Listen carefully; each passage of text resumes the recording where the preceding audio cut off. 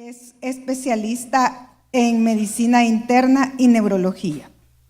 El doctor Cornejo Massa hizo su doctorado en medicina en la Universidad de El Salvador, especialidad de medicina interna en el Hospital Rosales, Universidad de El Salvador, especialidad en neurología del Instituto Nacional de Neurología y Neurocirugía de México, Universidad Nacional Autónoma de México.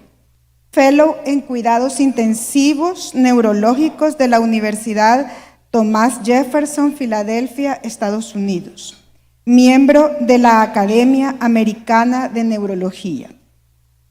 El tema que él nos va a impartir es fisiopatología de la enfermedad de Alzheimer.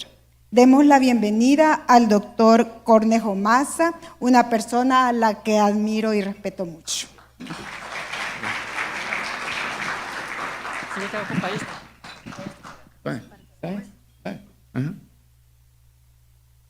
Buenos días.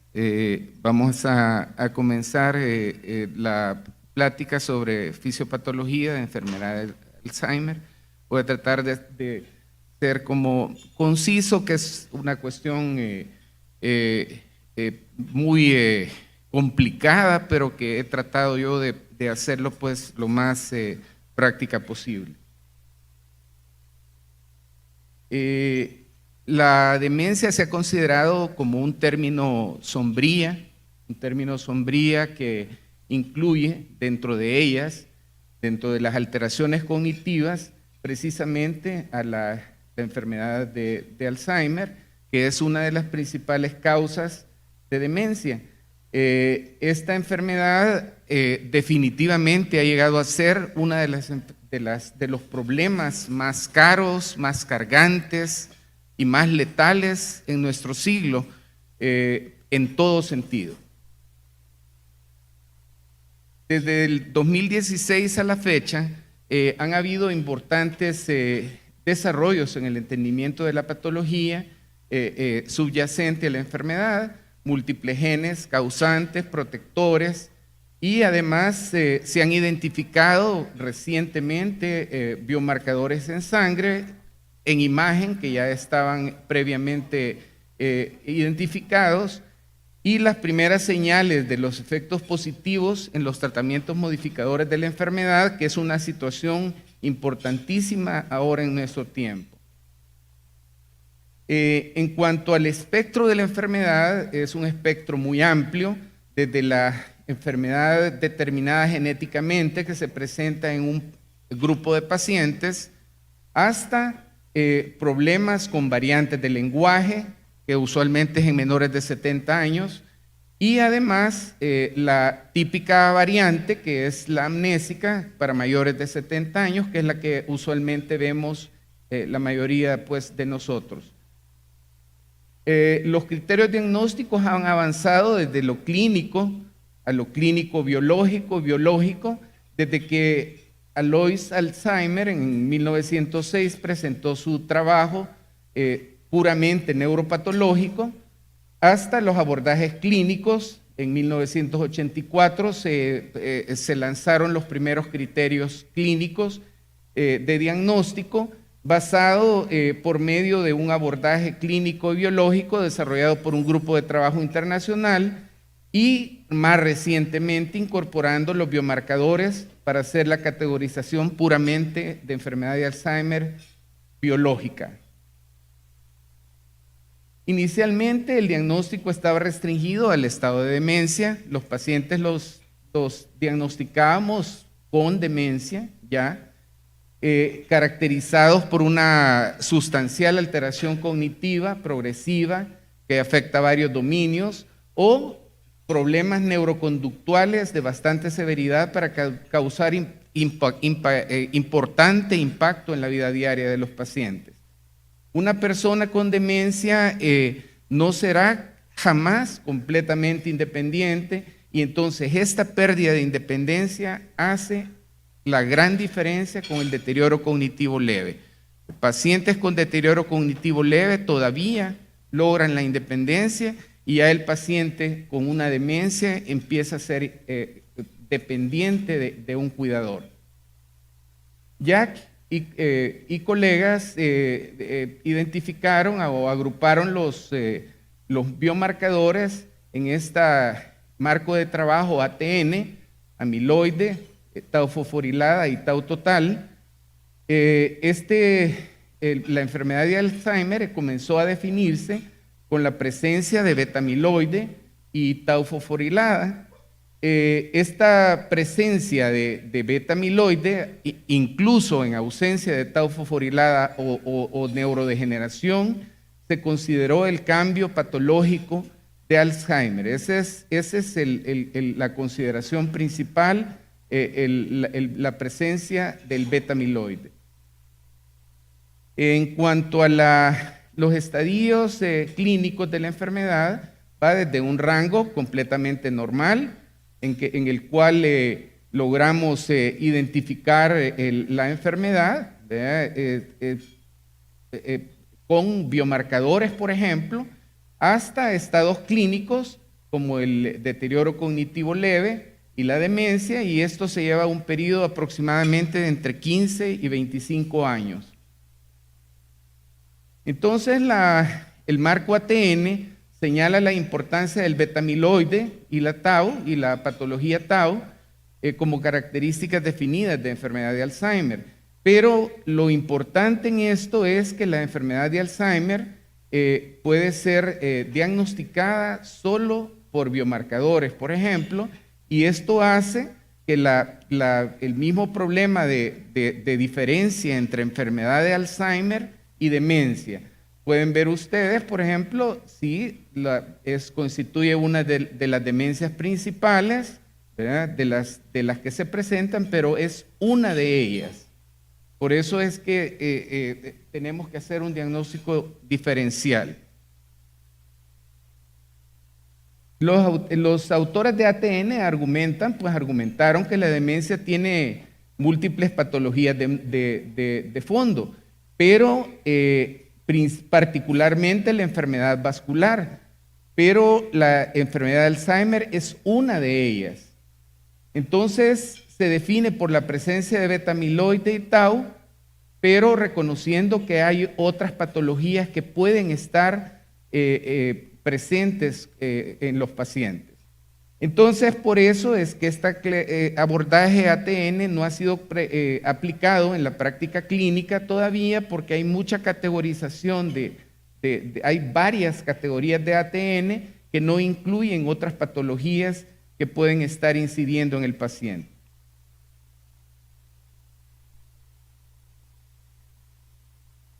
El abordaje ATN es una piedra angular ahora en los trabajos actuales de intervenciones modificadoras de enfermedad en Alzheimer, y el diagnóstico clínico todavía está vigente en los criterios clínicos lanzados el 2011, pero con mucho avance en los años recientes, en los 10, 15 años próximos al momento.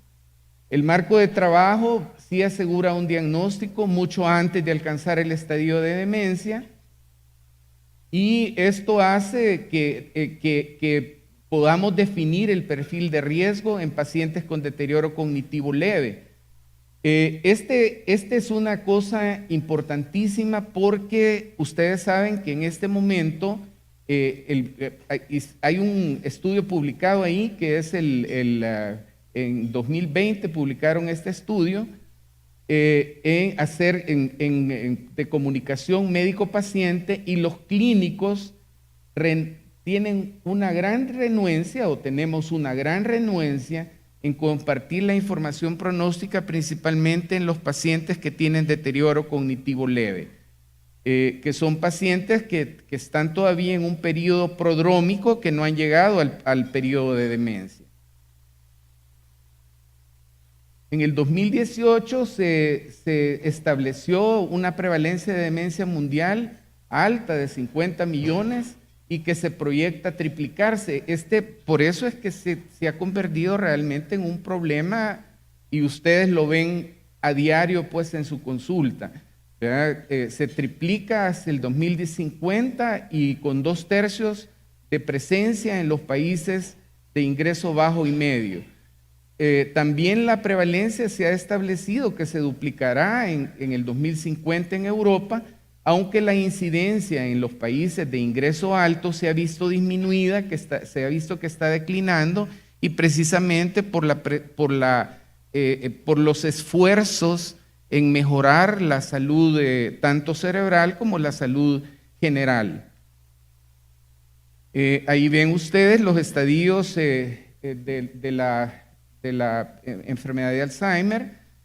Podemos ver en este estudio publicado en el 2019, se vio que la duración de la enfermedad de Alzheimer incluye, ahí se ven el periodo asintomático, ya van a ver la duración, se ve ya el periodo sintomático en el cual empieza el deterioro cognitivo leve, pero antes de llegar a la demencia debida a enfermedad de Alzheimer.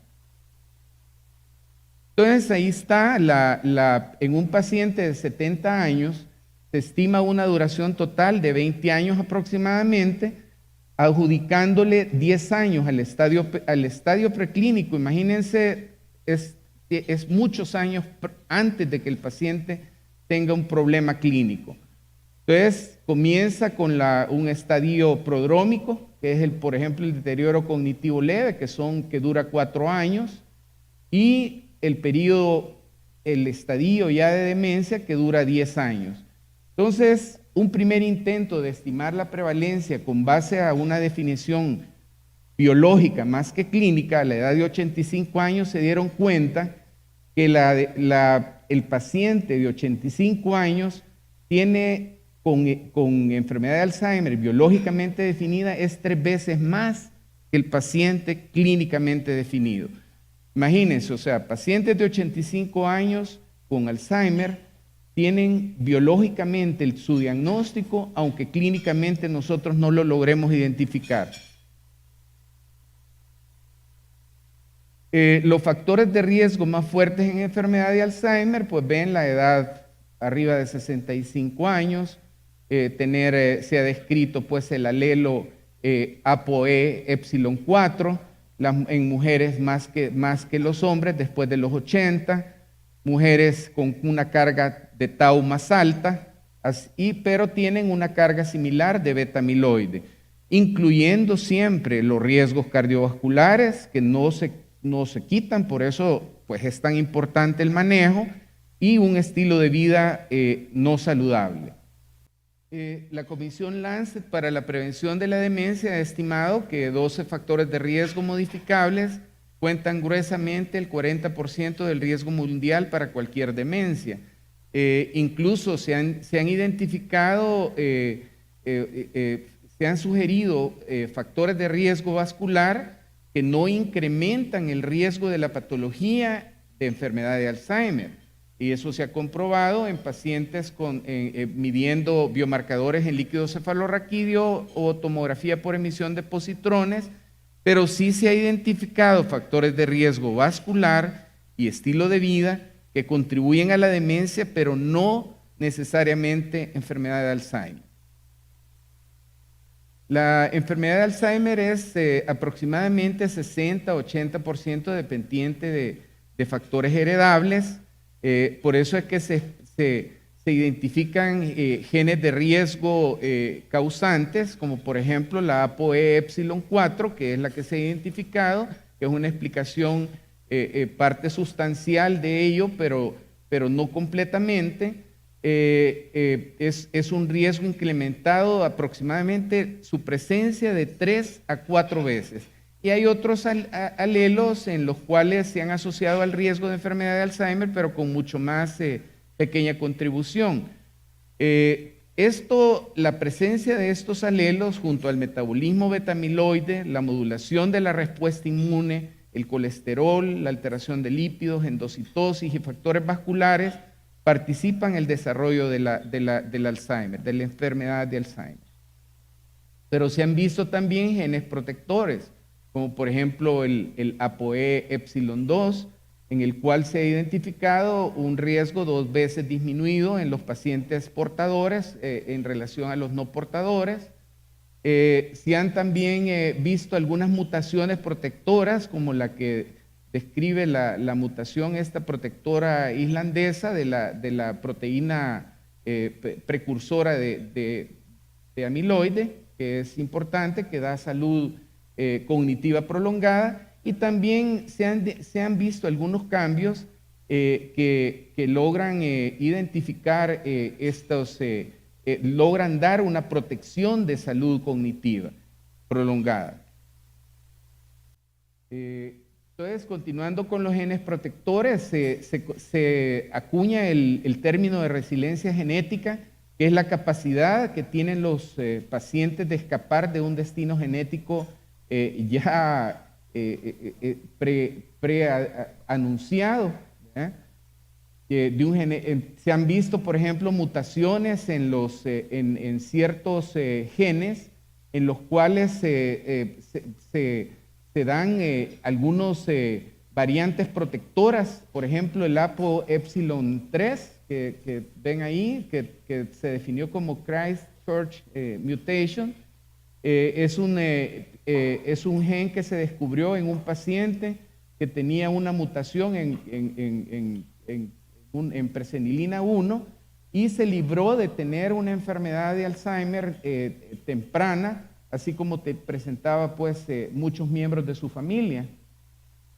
Y así hay variantes también en genes de longevidad, como el gen cloto, que ven ustedes ahí, que tiene algún tipo de protección. Hay protección cognitiva, hay protección antiedad también, protección antiinflamatoria, y entonces eso hace que le dé una salud cognitiva más prolongada. En la fase preclínica de enfermedad de Alzheimer, que ahora se le da mucho énfasis, es la fase celular, y estas alteraciones en las neuronas, en la microglia, en la astroglia, conducen a una progresión insidiosa de la enfermedad antes de observar la alteración cognitiva. Por eso es importante.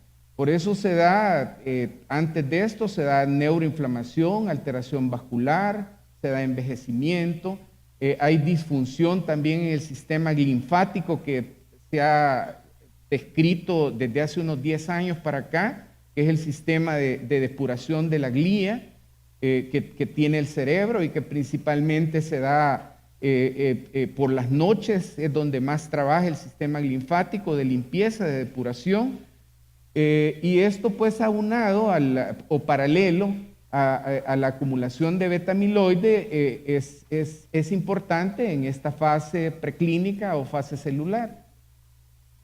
Entonces ahí van a ver ustedes que el beta-amiloide induce por una vía que no se sabe exactamente la propagación de la patología tau, que es el otro acompañante de marcador. Aparición de esto está asociado a la aparición de marcadores de necroptosis, y esto en las neuronas, entonces mostrando una degeneración granulovacuolar, como ven ustedes ahí, que se ve en la neurona. Hasta aumenta la patología tau, aumenta la patología tau y se va presentando la degeneración granulovacuolar. La ApoE y el TREM2 son de los principales genes de riesgo en la enfermedad de Alzheimer. Son partes importantes en la respuesta de la microglia. Esta apolipoproteína E se une a las placas de beta-amiloide y están asociadas a también variantes genéticas de TREM2 que actúan sobre esta vinculación de la TREM2 y ApoE. Hay también proteínas asociadas, hay un montón de proteínas asociadas a riesgo genético de enfermedad de Alzheimer y actúan hacia la señalización de estas ApoE y TREM2 que modula la endocitosis, la motilidad y la fagocitosis de la microglia, que es como se empieza a dar pues, el problema de lesión neurológica. El hecho de que varios genes de riesgo de enfermedad de Alzheimer convergen en las rutas de respuesta microglial, esto indica el rol central de la microglia en la patogénesis del sí se requiere más investigación para elucidar algunas cosas que todavía no han quedado claras, que si como es por ejemplo, si la respuesta de la microglia es solamente a las placas de beta-amiloide o si también media la toxicidad inducida por la patología tau o si realmente lo que hace es protegiendo contra tau. Ahí ven ustedes en este dibujito que está aquí, ven las células de microglia con activación, hay una activación moderada, digamos, en la cual hay una acción de defensa, pero en la medida que se va haciendo una activación más fuerte, hace que se produzcan citoquinas proinflamatorias y haya mayor daño neuronal. Entonces, todo esto pues está correlacionado.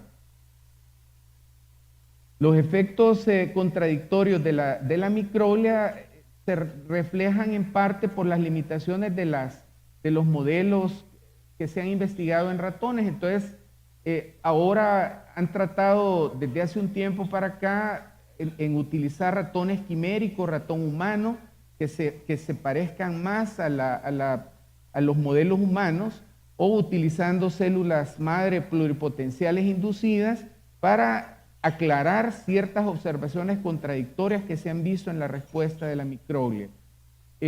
Todos estos ustedes saben que todos los modelos preclínicos son reduccionistas por naturaleza. El modelo preclínico es reduccionista por naturaleza y eso hace que cualquier conclusión en la terapéutica tiene que hacerse con mucha precaución. Por eso es tanta la precaución en la aplicación de la terapéutica.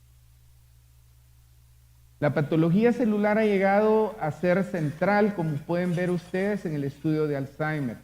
Y gran progreso se ha hecho en la comprensión de esta fase bioquímica precedente, antes de la presencia del beta-amiloide. La microscopía electrónica ha ayudado mucho, ha permitido conocerlo mejor, la beta-amiloide y las fibrillas tau, y también nos ha dado una visión completa, una visión mejor de algunas otras cosas como las presenilinas, que son unidades catalíticas de la gamma secretasa, que también interactúa con la proteína precursora de amiloide y los sustratos Notch a nivel de la membrana celular. Han visto que esto hace algunas mutaciones, eso que puse ahí abajo, que hay algunas mutaciones clínicas en las presenilinas que hacen que se desestabilicen las interacciones entre la gamma secretasa y la proteína precursora, y esto hace que se liberen prematuramente péptidos beta-amiloide que sean más largos y más fáciles, más propensos a la agresión. Así es como se empiezan las placas amiloides.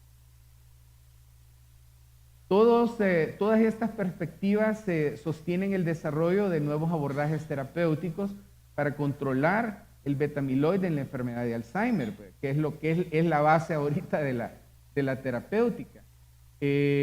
Claro, este papel de la beta-amiloide ha sido reintegrado con conceptos de resiliencia, de susceptibilidad y las respuestas celulares de neuronas, de astroglia, de microglia, pericitos y células endoteliales son grandemente definidos por la estructura genética y determinan, fíjense bien, esto es bien importante, esto determina cuánto tiempo un cerebro afectado por patología amiloide continuará funcionando normalmente.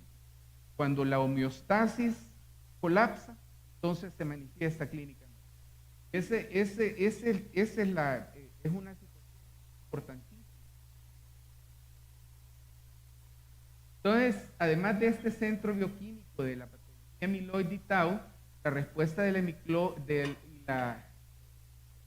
microglia es claro que afectan el desarrollo, pues otras cosas como la vascularidad, la vasculatura, la barrera hematoencefálica, el sistema hepático y otros cerebro, el sistema inmune periférico y potencialmente el famoso microbioma gastrointestinal. Las cosas pues que se está dando pues. La patología vascular pues afecta la integridad de la barrera hematoencefálica, no hay duda. Y la filtración de la barrera hematoencefálica per se causa de la patología beta-amiloide, pero principalmente portadores del ApoE epsilon 4. Ahorita les voy a mencionar esto que el doctor Guzmán está pues en edad, pero sí tema que yo he hago ahora. Los biomarcadores de imagen, por ejemplo, los establecidos, resonancia magnética, tomografía por emisión de positrones, 18 fluorodeoxiglucosa, la tomografía por emisión de positrones amiloide, más recientemente, a partir del 2011, la PET-tau, que también correlaciona con déficits cognitivos y que los trazadores de estos estudios han ido mejorando los de segunda generación, que son mejores que los de la primera generación y nos dan mayor información. También hay algunas otras modalidades de imagen, por ejemplo el PET-SB2A, que nos informa sobre la densidad sináptica cerebral, el PET con marcadores de neuroinflamación y también algunas combinaciones de neuroimagen, por ejemplo, combinan PET dual, amiloide tau o imagen híbrida, PET resonancia magnética.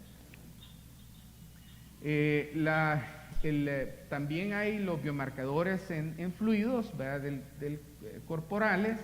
Se han definido, por ejemplo, en líquido cefalorraquídeo ha habido un tiempo previo que solo se podía haciendo punción lumbar y tratando de identificar los biomarcadores dentro del líquido cefalorraquídeo, beta-amiloide 1.42, 1.40 y la tau fosforilada 181, la tau total. Ahora, recientemente, por eso es que es importante, estamos nosotros teniendo la posibilidad de tener biomarcadores en suero y plasma, que es mucho más fácil. Son tecnologías ultrasensibles que nos dan medidas exactas de las proteínas del sistema nervioso central en sangre, nos dan la concentración de beta-amiloide en plasma, por ejemplo, y hay artículos recientes de fuerte evidencia en que identifican en la tau fosforilada 181 y 217 en plasma como diagnósticos, biomarcadores diagnósticos de enfermedad de Alzheimer frente a otras demencias. El desarrollo de estos métodos básicos nos facilitan el pretamizaje y la investigación, reduciendo la necesidad y costos asociados a una punción lumbar, a una tomografía por emisión de positrones que es cara, ¿verdad? Y también son validadas para el diagnóstico en la práctica clínica. Entonces, en los últimos años se ha hecho un progreso sustancial en entender la fisiopatología y la base genética de la enfermedad de Alzheimer. Y esta hipótesis de la cascada beta-amiloide se ha modificado más de una vez para entender la fase celular preclínica de la enfermedad de Alzheimer. Los estudios genéticos han cambiado, pasaron de 3 genes causales y un gen de riesgo a una gran cantidad de genes que pueden categorizarse como una escala de riesgo poligénico para enfermedad de Alzheimer. El diagnóstico por biomarcadores, que es tan importante en esos años previos de la fase preclínica, fase celular, ha llevado a una completa reconceptualización de cómo identificar la enfermedad de Alzheimer antes de la sintomatología clínica, permitiendo selección de pacientes para investigación en fases mucho más tempranas, siempre con el objetivo de que estos biomarcadores en sangre que están más al alcance nos permitan hacer un diagnóstico mucho más preciso y de alguna manera ofrecerles pues en un futuro pues un mejor tratamiento. Todo este refinamiento de clasificación de diagnóstico y hallazgos patológicos se logrará con varios aspectos, con imagenología molecular, que cada vez es mejor, nos permite la visualización de otras patologías también, y la agregación regional de proteínas, como nos da la información en la tomografía por emisión de positrones.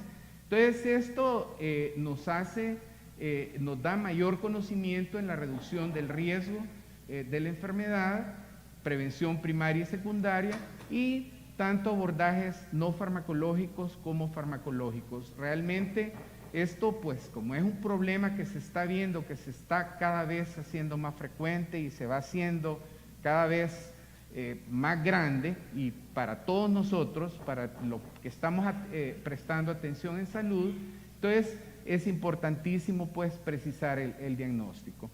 Bueno, muchas gracias por su atención.